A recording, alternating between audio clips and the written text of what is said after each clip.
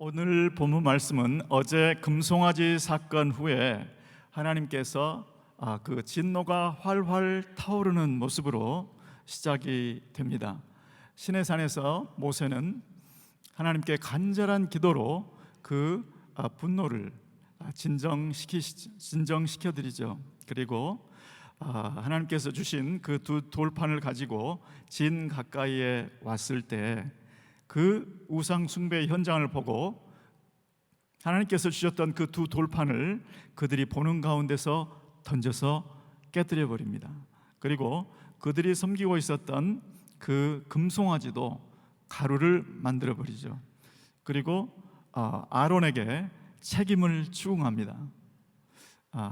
그런데도 우리 이스라엘 백성들이 방자하게 구는 것을 보고 하나님의 명령을 따라서 레위족 속의 헌신으로 그 소요를 진정시키는 모습, 그리고 하나님께 두 번째로 나아가서 간절히 중보하는 그러한 내용입니다. 먼저 금송아지 사건에 대해서 하나님께서 진노하시는 모습, 그리고 모세의 간절한 중보 기도의 모습을 먼저 살펴보기를 원합니다. 금송아지 사건에 대해서 하나님의 첫 번째 반응은 모세야, 이제 이스라엘 백성들과 나는 끝났다, 이 관계가 끝났다라고 말씀하십니다.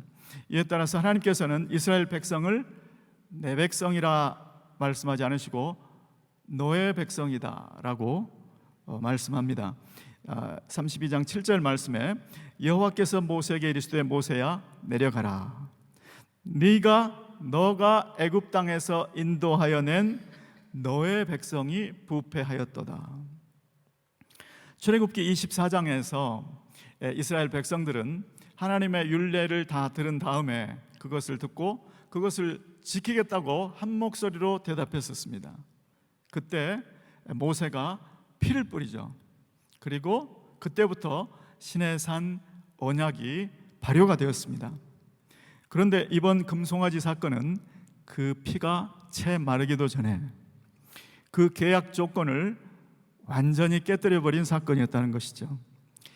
그러니까 법대로 하자고 하면 하나님과 이스라엘 백성은 이미 끝난 사이였습니다. 모세는 법을 잘 아는 사람이었습니다. 모세도 그것을 잘 알았죠. 이어서 하나님은 그 백성들에게 진노해서 그들을 진멸하겠으니 나를 말리지 말라라고 말씀하십니다. 32장 10절 말씀에 그런즉 나대로 하게 하라, 내가 그들에게 진노하여 그들을 진멸하고 너로 큰 나라를 만들겠다라고 말씀합니다. 하지만 모세는 내가 그들을 진멸하도록 나를 말리지 말라라는 하나님의 말씀을 모세야 네가 나를 좀 말려줄래? 라는 말씀으로 이해를 하고 받아들입니다. 그리고 정말 간절한 기도를 시작합니다. 모세의 기도의 핵심은 네 가지입니다. 하나님께서 도저히 빠져나갈 수 없이 논리정연하게 네 가지를 기도하고 있어요.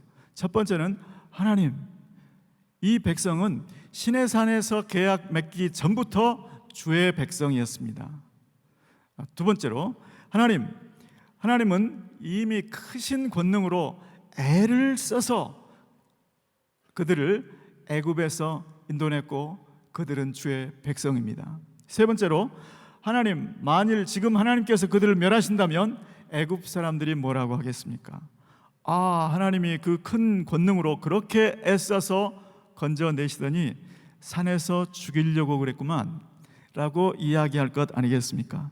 네 번째로 아브라함과 이삭과 이스라엘에게 하셨던 약속을 기억해 주세요. 하나님의 명예를 두고 맹세한 것을 기억해 보세요. 내가 너희 자손을 하늘의 뭇별과 같이 많게 하고 그들에게 가나안 땅을 기업으로 주시겠다고 맹세하지 않으셨습니까? 여기까지 듣자 하나님께서는 화를 내리시려고 하던 그 뜻을 접으셨다 이렇게 말씀합니다. 여러분, 캘리포니아가 하나님의 진노를 받게 될 것이다 라는 메시지를 들었다고 가정해 보십시오. 그러면 우리는 이것은 심판의 메시지이다 하고 넘기시지 않게 되기를 바랍니다. 이 메시지를 들었을 때 하나님께서 나에게 중보기도의 마음, 중보기도의 사명, 중보기도하라고 주시는 말씀이구나 라고 붙잡으시고 기도하는 저와 여러분 되시기를 예수 이름으로 축원합니다. 다음으로 모세는 이스라엘 진 가까이에 다가가죠. 그리고 이스라엘 백성들이 그 금송아지 앞에서 춤추는 것을 보고는 하나님이 주신 그 돌판을 그들이 보는 앞에서 던져버립니다. 그리고 깨뜨려 버립니다. 그리고 그들이 섬기던 그 금송아지도 불살라서 가루를 내서 시내산 앞에 흐르던 시냇물에 뿌려버리고 그 물을 마시게 합니다. 모세의 영적 지도자다운 면모를 보게 됩니다. 지금 수많은 사람들이 그 금송아지가 자기들을 이끌어낸 하나님이라고 믿고 그 하나님이라고 생각하고 그 앞에서 춤추고 있습니다. 그런데 아무나 그 사이를 비집고 들어가서 그 금송아지를 불살라버리고 가루를 내버리고 물에다가 뿌려버리고 흔적도 없이 만들어버릴 수가 있을까요?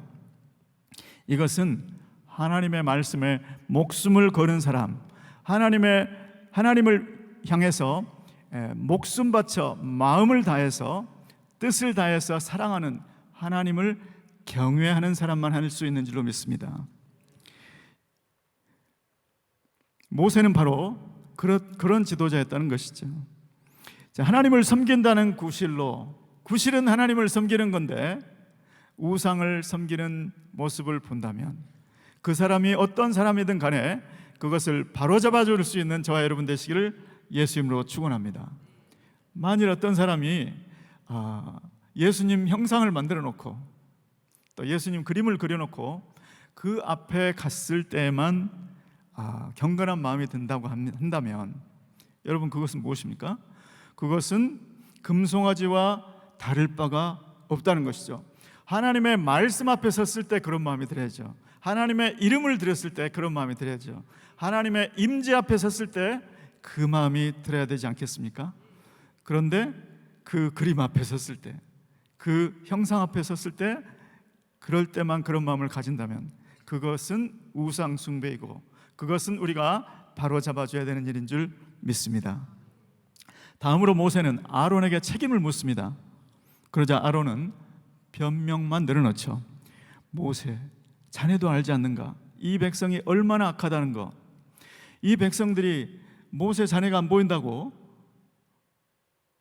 우리들을 애굽에서 인도해낸 그 신의 형상을 우리를 위해서 만들라고 하도 저러기에, 앞으로 우리를 인도할 신을 만들라고 하도 저러기에 그들이 가진 금붙이를 가지고 오라고 했더니 그것들을 가져와서 불에 던졌더니 이 금송아지가 나온 것 아닌가. 사실은 말도 안 되는 변명이었죠. 사실 하나님께서는 이스라엘 백성들에게만 진노하신 것이 아니었습니다. 사실은 아론에게도 그것을 저지하기는커녕 그 분위기를 조장한 아론도 멸하려고 뜻하셨었습니다. 신명기 9장 20절에 기록이 되어 있죠. 그런데 그때도 모세가 아론을 위해서 기도해서 하나님이 넘어가 주셨다고 기록되어 있습니다. 여러분, 저와 여러분은 어떻습니까? 모세가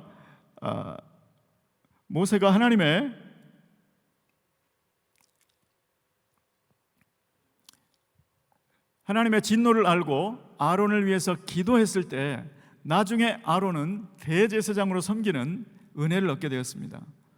우리도 마찬가지죠. 우리는 어떻습니까? 우리는 지금 베드로전서 2장 9절 말씀과 같이 하나님의 택하신 족속이요 왕같은 제사장이 되었다고 말씀합니다.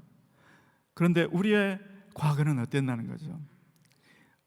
하나님께서 우리의 옛 죄를 깨끗하게 하신 것을 잊지 않고 하나님과 사람 앞에서 늘 겸손한 모습으로 서는 저와 여러분 되시기를 예수 이름으로 축원합니다. 또한 모세가 아론을 위해서 기도했을 때 멸망당하여야 마땅한 아론이 대제사장으로 섬길 수 있었던 것과 같이 지금 우리 보기에 어떤 흉악한 죄를 범하고 있는 죄인을 보더라도 우리가 판단하고 정죄하지 말고 그 사람을 위해서 간절한 기도로 하나님께 기도해주고 그 사람이 하나님의 은혜에 붙잡혀서 그 사람도 하나님의 쓰임받는 도구가 될 수 있도록 기도해 주는 저와 여러분 되시기를 예수 이름으로 축원합니다. 다음으로 모세는 이스라엘 무리들의 반응을 살펴봅니다. 그들은 자기들이 섬기던 그 금송아지가 흔적도 없이 사라졌을 때 회개하는 분위기가 아니었다는 것이죠. 어떤 분위기였을까요, 여러분? 저의 학창 시절을 생각해 보니까 그 분위기가 좀 이해가 되는 것 같았습니다. 제가 대학 4학년 어느 날 아침 시간이었습니다. 우리 기독교 서클들이 모여 있는 큰 방에서 이제 큐티를 하고 있었습니다. 그런데 갑자기 몽둥이를 든 학생들이 수십 명이 그 방 안에 들어온 거예요. 그때 학교 정문 앞에 큰 나무 기둥을 세웠었죠. 그걸 천하대장군, 지하여장군 그런 걸 세우는 거예요. 그런데 그 나무를 간밤에 톱으로 자른 놈 나오라는 거예요. 그러고 몽둥이를 들고 온 거예요. 자, 그 학생들은 자기 돈을 들인 것도 아니고 공금으로, 그리고 그것을 신이라고 생각해 본 적도 없고 그냥 세워놓은 거, 그거를 톱으로 잘랐다고 그 사람 나오라고 잡겠다고, 몽둥이로 잡겠다고 이렇게 달려온 그 분위기를 보니까 지금 여기는 그런 정도가 아니었습니다. 남의 돈을 들인 게 아니에요. 자기 부인 그리고 자기 딸들이 가지고 있던 그 금부치를 모아서 만든 그 금송아지를 불에 태워버리고 가루로 빻아버리더니 시냇물에 뿌려버리고 흔적도 없이 만들어버렸어요.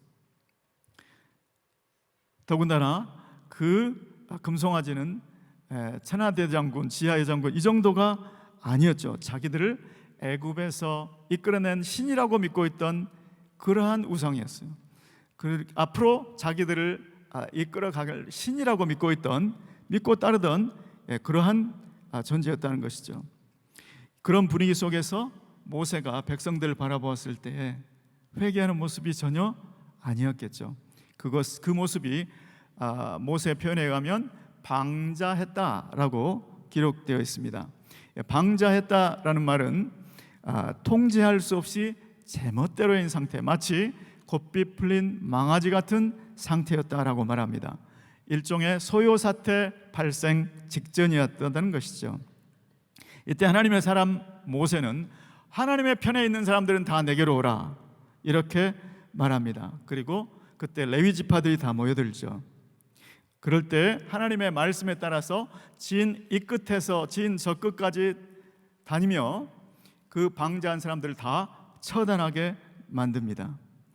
그때 약 3,000명 가량이 죽임을 당했다라고 기록하고 있습니다. 그때 모세가 레위 자손들에게 해줬던 말이 29절에 나와 있습니다. 너희 각 사람이 여호와께 헌신하게 되었느니라. 그가 오늘날 너희에게 복을 내리시리라. 여러분, 이 말씀이 히브리어 성경에는 명령문으로 나와 있습니다. 히브리어 성경에는 하나님께서 너희를 복 주시도록 너희 손을 구별하라, 너희 손을 성별하라 라고 명령문으로 나와 있습니다.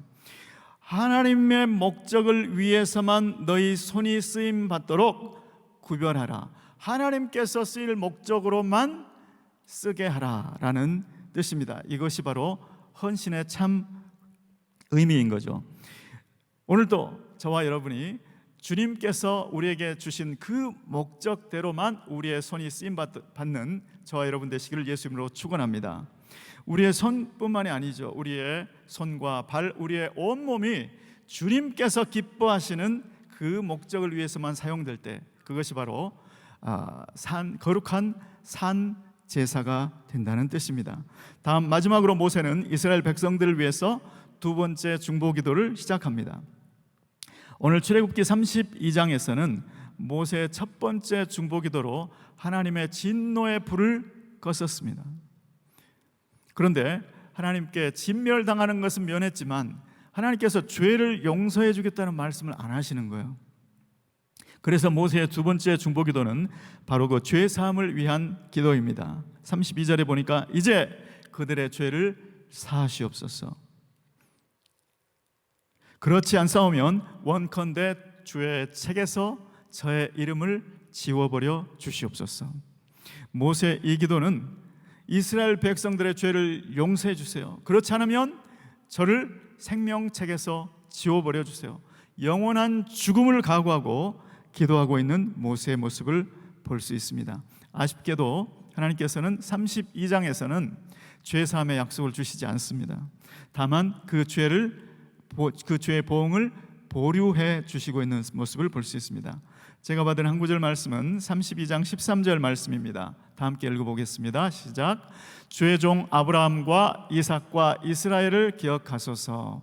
주께서 그를 가리켜 그들에게 맹세하여 이르시기를 내가 너희 자손을 하늘의 별처럼 많게 하고 나의 허락한 이 온 땅을 너희의 자손에게 주어 영원한 기업이 되게 하리라 하셨나이다. 아멘.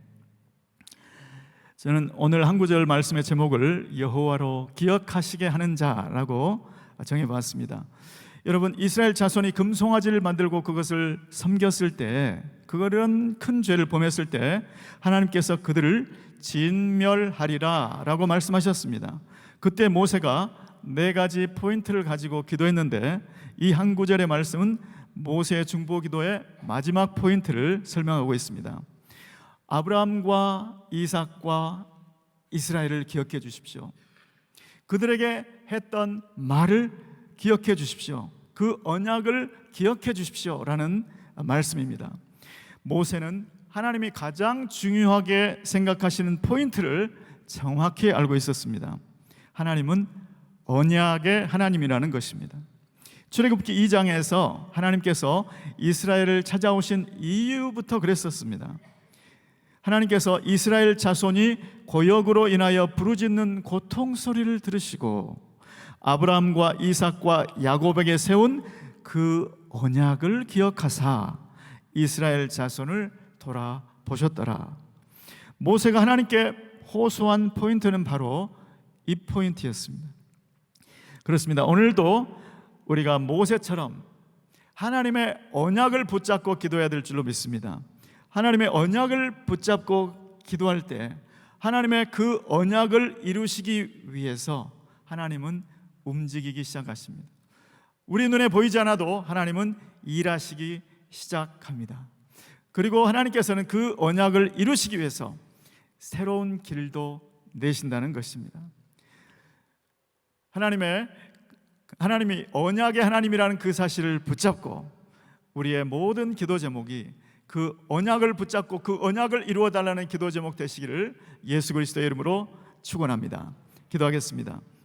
하나님 아버지, 아브라함과 그 후손 메시아를 인하여 천하 만민이 복을 받으리라고 언약 주신 대로 하나님 아버지 모든 민족에게 주님의 복음이 전해져야 되겠사오니 하나님 아버지 그것을 위해서 새벽 이슬 같은 주의 청년들이 미전도 미애적 종족 선교를 위해서 헌신하게 도와주시옵소서. 하나님 아버지 그것을 위해서 전 세계 모든 교회에 부흥을 허락하여 주시옵소서. 하나님 아버지 그것을 위해서 모든 선교지의 선교사님들을 성령 충만하게 도와주시옵소서. 그것을 위해서 우리 자녀들에게 성령과 불로 세례를 허락하여 주시옵소서. 그것을 위해서 우리에게 건강과 치유와 회복도 허락하여 주시옵소서. 그것을 위해서 우리에게 물질도 허락하여 주시옵소서. 예수 그리스도의 이름으로 기도드리옵나이다. 아멘.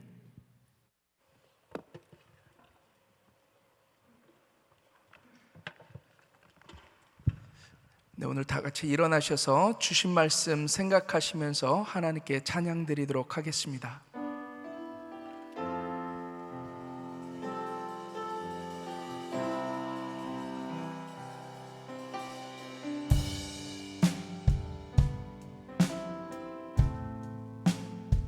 주여 귀 함께 하시네 나 예배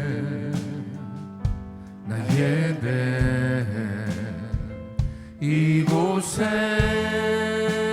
운행하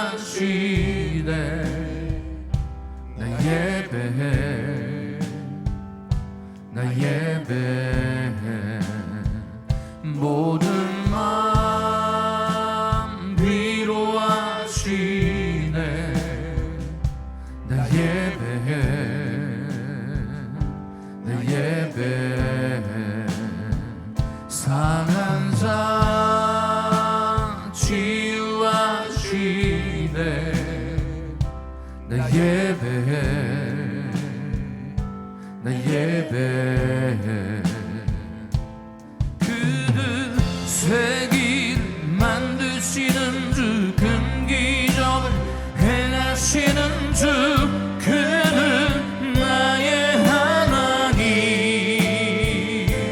그는 약속을 이루시는 주 어둠 속에 빛이 되시네 그는 나의 하나님 그는 새 길을 만드시는 주 금기적을 행하시는 주 그는 나의 하나님 그는 약속을 이루시는 주 어둠 속에 빛이 되시네 그는 나의 하나님 나의 하나님 나의 하나님 나의 하나님 나의 하나님 아멘. 네, 오늘 우리 정태호 목사님 통해서 하나님께서 귀한 말씀 주셨습니다. 우리가 어떻게 하나님의 마음을 움직일 수 있고 우리가 드리는 기도마다 어떻게 응답받을 수 있는지 오늘 이 본문 말씀은 우리 가운데 분명하게 말씀하고 계십니다. 하나님이 어떠신 분이신가? 그는 신실하신 하나님이시다라는 거예요. 그래서 한번 약속하신 것은 반드시 이루시는 분, 그분이 바로 하나님이시다라는 거죠. 아무리 이스라엘 백성들이 진멸을 당할 그런 죄 가운데 있다 할지라도 이 모세는 하나님 앞에 중보기도 합니다. 이스라엘과 이 아브라함과 이삭과 이 야곱, 이 이스라엘과 하셨던 그 언약의 말씀을 통해서 붙잡고 하나님 앞에 기도할 때 하나님께서는 그 마음을 돌이키시고 또한 이 모세의 이 기도를 응답해 주신 줄 믿습니다. 우리들도 마찬가지다라는 거예요. 그냥 허공을 치는 기도에서 지나는 것이 아니라 우리가 어떻게 하나님의 마음을 움직이고 우리가 어떻게 하나님 앞에 응답받을 수 있겠습니까? 우리 가운데 주신 하나님의 그 언약의 말씀을 붙잡는 거예요. 성경에서 우리 가운데 약속하고 있는 그 말씀 붙들고 하나님 앞에 기도할 때 하나님께서는 반드시 마음을 움직여 주시고 또 우리 가운데 놀라운 응답의 역사로 인도해 주실 줄 믿습니다. 우리 사랑하는 귀한 성도님들, 하나님 앞에 올려드리는 모든 기도들마다 말씀 붙들고 하나님 앞에 기도할 때 응답받음으로 말미암아 위대한 간증의 삶을 살아가시기를 주님의 이름으로 축원합니다. 네, 기도하겠습니다. 사랑 많으신 아버지 하나님, 감사합니다. 우리를 택하시고 또 우리에게 귀한 말씀들 주셔서 정말로 그 말씀 붙들고 하나님 앞에 기도하며 또 응답받을 수 있는 은혜 허락하여 주신 하나님 감사를 드립니다. 늘 그러한 신실하신 하나님 앞에 우리가 날마다 하나님 앞에 마음 드리고 기도하며 또한 내 자신뿐만이 아니라 주변 사람들과 또 나라와 또 민족을 위하여 기도할 때 우리들이 하는 모든 기도들 가운데 응답받는 역사로 하나님 친히 인도하여 주시고 주님 은혜 베풀어 주시옵소서. 새벽을 깨워 하나님 앞에 또 예배하신 우리 사랑하는 귀한 성도님들 하나님 한 분 한 분 마음껏 축복하여 주시고 일평생 주님 앞에 기도한 모든 제목들마다 구체적으로 응답받는 위대한 간증자의 삶 살아갈 수 있도록 주님 마음껏 축복하여 주시고 주님 은혜 베풀어 주시옵소서.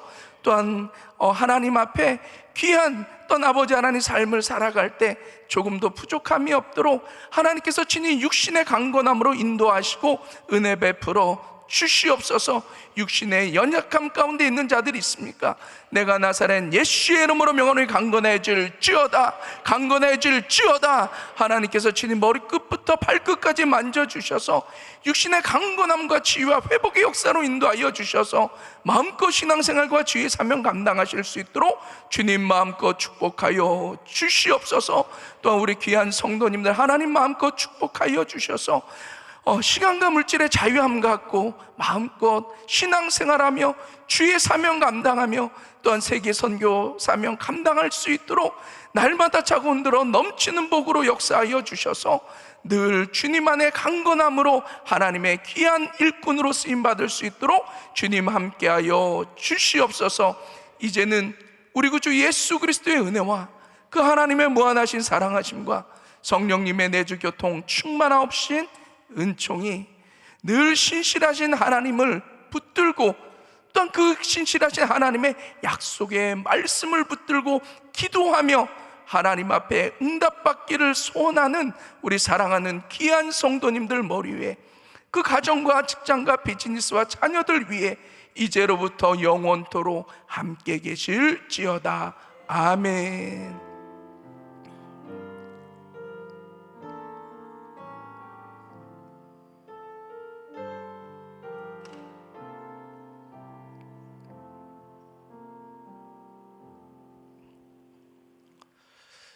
네, 우리 다 같이 또 기도할 자리들 잡으시고 하나님 앞에 기도하기를 원합니다. 오늘 말씀 또 생각하시면서 또 약속의 말씀 붙드시고 기도하시기를 바라고요.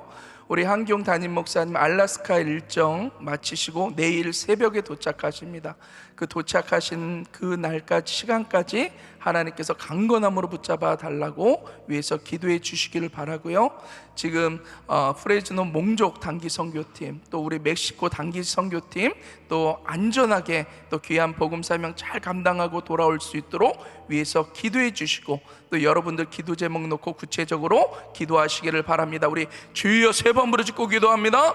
주여, 주여, 주여.